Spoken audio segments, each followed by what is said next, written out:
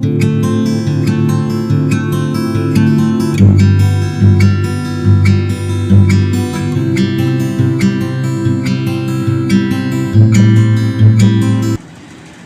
में आप सभी प्रिय भाई बहनों को जय मसीह की। एक बार फिर से परमेश्वर का हम धन्यवाद करते हैं जिन्होंने आज एक बार फिर से नए दिन हमें प्रदान किया है। अच्छे स्वास्थ्य के संग हम अब तक जीवित और सावध पाए जाते हैं। सो प्रियो, आइए एक बार फिर से हम आज परमेश्वर के वचन की ओर अपने मनों को, अपने हृदयों को लगाएं और परमेश्वर की भली और सिद्ध इच्छा को अपने जीवन में और भी अधिकार से हम जाने। और जैसे मैंने आज का टॉपिक लिया है, जान है तो जहान है।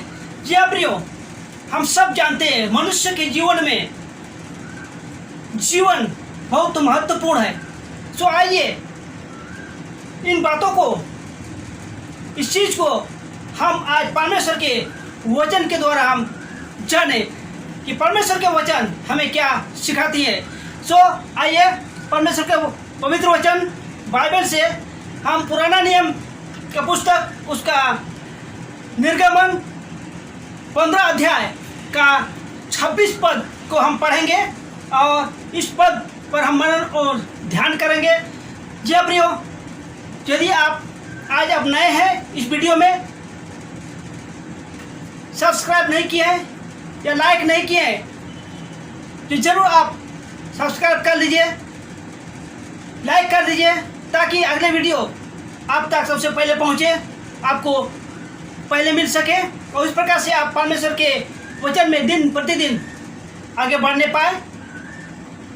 आइए हम आज के वचन को पढ़ें जो हमें मिलेगा पुराने नियम के पुस्तक निर्गमन 15 अध्याय और 26वां पद। इस प्रकार से लिखा है, और उसने अर्थात परमेश्वर ने कहा, यदि तू अपने यहोवा परमेश्वर की वाणी ध्यान पूर्वक सुने और जो कार्य मेरी दृष्टि में ठीक है उसे करे, मेरी आज्ञाओं पर कान लगाए और मेरी सब विधियों का पालन करे, तो जितने रोग मैंने मिस्रियों पर भेजे थे उनमें से एक भी तुझ पर ना भेजूंगा, क्योंकि मैं यहोवा तुम्हारा चंगी करने वाला परमेश्वर हूँ। जी हाँ प्रियो, परमेश्वर इस वचन के पढ़े और सुने जाने पर आशीष दे।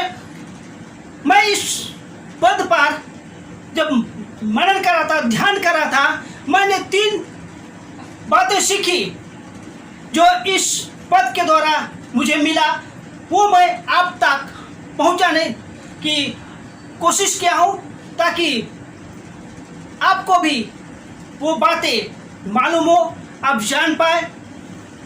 पहला जो मैंने इस पद के द्वारा सीखा वो है आत्मिक चंगाई। जी हाँ प्रियो, जब हम परमेश्वर के वचन पर अपने कान को लगाते हैं, अपने ध्यान को लगाते हैं, तो हमारे जीवन में एक बहुत बड़ी काम होता है, बहुत बड़ी काम हमारे जीवन में लाभ का कारण पहुंचाता है। आत्मिक चंगाई अर्थात आत्मिक रोग से चंगाई। हमारे जीवनों में जो आत्मिक कमी घटी है, जो कई बार परमेश्वर के निकटता पहचान में बढ़ने के लिए हमारी बाधक बनती है, उससे छुटकारा अर्थात उस बाधाओं में विजय हमको मिलता है, अर्थात आत्मिक चंगाई। जी हाँ प्रियो, ये मैंने पहली बात सीखा इस पद के द्वारा। दूसरी बात मैंने सीखा, शारीरिक दुर्बलता में साहस एवं बल प्राप्त करना। जी हाँ प्रियो, शारीरिक दुर्बलताएं हम हर एक जानते हैं, जब हम संसार में रहते हैं कभी ना कभी हम शारीरिक दुर्बलता में पड़ जाते हैं और हमें काफ़ी पीड़ा हो जाती है। ऐसे परिस्थिति में, ऐसे समय में मैंने इस पद से सीखा, जब हम परमेश्वर के वचन की ओर अपने मन को लगाते हैं, अपने ध्यान को लगाते हैं, तो उस पीड़ा में भी हमें साहस होता है, परमेश्वर के वचन में मन लगा सकते हैं, परमेश्वर की निकटता पहचान में बढ़ने के लिए हमें बल प्राप्त होता है। जी हाँ प्रियो, ये दूसरी बात मैंने इस पद के द्वारा सीखा। इसलिए मैं आपसे निवेदन करता हूँ, आप जो अभी वीडियो देख रहे हैं आप पूरा देखिए, आप रुके ना, क्योंकि परमेश्वर के वचन पर मन लगाना, ध्यान लगाना हमारे आत्मिक जीवन के लिए लाभ का कारण है, जो हमें जीवन प्रदान करती है। तीसरी बात जो मैंने सीखा वो ये है, मानसिक रूप से हम तरोताजे हो जाते हैं। जी हाँ प्रियो, जब हम परमेश्वर के वचन को, और आप में से बहुतों ने देखा होगा अपने जीवन में या पाया होगा, जब आप भोर को उठते हैं और परमेश्वर के वचन को खोलते हैं और परमेश्वर का वचन आपसे बातचीत करते हैं, तो दिन भर आप मानसिक रूप से फ्रेश रहते हैं, जिसे इंग्लिश में कहते हैं, अर्थात तरोताजे रहते हैं, हरे भरे रहते हैं। ये तीन चीज मैंने इस पद के द्वारा सीखा। इसलिए परमेश्वर के वचन पर ध्यान लगाना, मन लगाना हमारे जीवन के लिए बहुत ही लाभदायक है। जैसे हम भजन संहिता के पुस्तक में यदि हम जाए, भजन संहिता 1 का 2 और 3 पद को जब हम पढ़ते हैं तो वहाँ पर हम पाते हैं, मैं पढ़ दे रहा हूँ, भजन संहिता 1 का 2 और 3 पद इस प्रकार से लिखा है, परंतु वो तो यहोवा की व्यवस्था से आनंदित होता है और उसकी व्यवस्था पर रात दिन मनन करता रहता है। और दूसरा पद में इस प्रकार से लिखा है, वह उस वृक्ष के समान है जो जल धाराओं के किनारे लगाया गया है और अपनी ऋतु में फलता है और जिसके पत्ते कभी मुरझाते नहीं। हाँ प्रियो, ये है परमेश्वर के भक्तों के लिए आशीष। ये परमेश्वर के भक्तों के लिए परमेश्वर के वचन पर ध्यान पूर्वक मन लगाने से प्रतिफल हम सदैव हर पल परमेश्वर के वचन के द्वारा आनंदित और खुश जीवन व्यतीत कर पाते हैं। इसलिए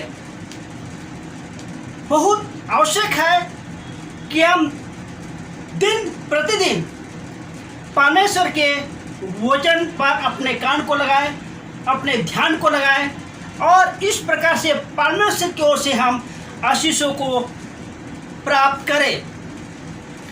और जैसे मैंने एक टॉपिक लिया है, जान है तो जहान है। जी हाँ प्रियो, हमारे जीवन में यदि जान है तो जहान है, अर्थात सब कुछ है, और इस प्रकार से हम विजय जीवन व्यतीत करते हैं। यदि इस संदर्भ में हम परमेश्वर के वचन को खोले, यूहन्ना रचित सुसमाचार 3 अध्याय का 16 पद, ये बिल्कुल कॉमन है, हम सबको याद रहता है और कई बार हम अपने मुख से बोलते हैं। लिखा है, क्योंकि परमेश्वर ने जगत से ऐसा प्रेम किया कि उन्होंने अपने एकलौता पुत्र को दे दिया कि जो कोई उस पर विश्वास करे वो नाश ना हो परंतु अनंत जीवन पाए। जी प्रियो, उनके पुत्र पर, उनके वचन पर जब हम मन को लगाते हैं, ध्यान को लगाते हैं और सुवचन को अपने जीवन में बहुतायत से हम आत्मसात करते हैं, तो उस नाश होने से हम बचते हैं और जीवन की ओर आगे बढ़ते हैं। इस संदर्भ में यदि हम आगे देखें, यूहन्ना रचित सुसमाचार उसका 15 अध्याय और 7 पद में भी इस प्रकार से लिखा हुआ है, यदि तुम मुझ में बने रहो और मेरे वचन तुम में बने रहे तो जो चाहो मांगो वो तुम्हारे लिए हो जाएगा। या प्रियो, जब हम परमेश्वर में बने रहते हैं अर्थात परमेश्वर के वचन में बने रहते हैं अर्थात परमेश्वर के वचन पर कान लगाते हैं या परमेश्वर के वचन पर ध्यान लगाते हैं, तो परमेश्वर की ओर से हमारे लिए प्रतिज्ञा है कि जो कुछ हम उनसे मांगे वो हमें मिलेगा। ये हमारे लिए बहुत बड़ी धन आशा है जो हमें तमाम निराशाओं में, दुर्बलताओं में, हमें जय के उत्सव में ले चलते हैं और इस प्रकार से हम परमेश्वर के निकटता और पहचान में बढ़ते जाते हैं। यदि हम पहला यूहन्ना उसका 5 अध्याय और 12 पद में जब जाते हैं तो वहाँ पर हम देखते हैं, वहाँ पर हम पाते हैं जो इस प्रकार से लिखा है, जिसके पास पुत्र है उसके पास जीवन है, जिसके पास परमेश्वर का पुत्र है उसके पास वो जीवन भी नहीं। जी हाँ प्रियो, परमेश्वर के पुत्र जिसके पास है उसके पास जीवन है, अर्थात जिसके पास परमेश्वर का वचन है, जो परमेश्वर के वचन पर अपने कान को लगाते, अपने ध्यान को लगाते हैं, उनके पास परमेश्वर की ओर से वो दिया हुआ, वो प्रतिज्ञा की गई जीवन है प्रियो। जी हाँ प्रियो, जीवन बहुत ही महत्वपूर्ण है और इस प्रकार से यदि हम यूहन्ना रचित सुसमाचार उसका 1 अध्याय में जब हम जाते हैं वहाँ पर हम पाते हैं 1 और 4 पद तक जब हम पढ़ते हैं तो पाते हैं, आदि में वचन था और वचन परमेश्वर के साथ था और वचन परमेश्वर था, यही आदि में परमेश्वर के साथ था। सब कुछ उनके द्वारा उत्पन्न हुआ और जो कुछ उत्पन्न हुआ है उनमें से कुछ भी उनके बिना उत्पन्न न हुआ। उनमें जीवन था और वह जीवन मनुष्यों की ज्योति था। यह प्रियो, ये वचन ही परमेश्वर है जो आदि में था और यही आदि में परमेश्वर के साथ था। और 4 पद में हम देखते हैं उसमें जीवन था। यह प्रियो, आज जब हम परमेश्वर के वचन की ओर अपने कान को लगाते हैं, अपने ध्यान को लगाते हैं, तो वो जीवन हमारे पास है। यूहन्ना रचित सुसमाचार 5 अध्याय और 26 पद में जब हम जाते हैं तो वहाँ पर हम पाते हैं यूहन्ना रचित सुसमाचार उसका 5 अध्याय और 26 पद इस प्रकार से लिखा हुआ है, क्योंकि जिस प्रकार पिता स्वयं अपने में जीवन रखता है उसी प्रकार उन्होंने पुत्र को भी स्वयं में जीवन रखने का अधिकार दिया है। क्या प्रियो, परमेश्वर अपने पुत्र पर यह अधिकार दिया है जो उन पर विश्वास करते हैं। जैसे यूहन्ना रचित सुसमाचार 3 अध्याय के 16 पद में हमने देखा कि जिसने उन पर विश्वास किया, तत्पुत्र पर विश्वास किया, वो नाश नहीं होंगे परंतु अनंत जीवन पाएंगे। यह परमेश्वर हमसे ये प्रतिज्ञा करते हैं कि हम अनंत जीवन प्राप्त करें। यदि हम यूहन्ना रचित सुसमाचार उसका 6ठा अध्याय और 40वां पद को जब हम देखें तो वहाँ पर हमको ये मिलता है, क्योंकि मेरे पिता की इच्छा यह है कि प्रत्येक जो पुत्र को देखता है और उस पर विश्वास करता है वो अनंत जीवन पाए, और मैं स्वयं अंतिम दिन में उसे जिला उठाऊंगा। यह प्रियो, यह है परमेश्वर की प्रतिज्ञा जो हमें जीवन प्रदान करते हैं, हमें जीवन देते हैं। यदि हम आगे बढ़ते हैं 10 अध्याय, इसी का यूहन्ना रचित सुसमाचार 10 अध्याय और 28 पद को हम पढ़ते हैं तो इस प्रकार से लिखा हुआ है, मैं उन्हें अनंत जीवन देता हूँ, वे कभी नाश ना होंगी और उन्हें मेरे हाथों से कोई भी छीन नहीं सकता है। किनके लिए बात करते हैं?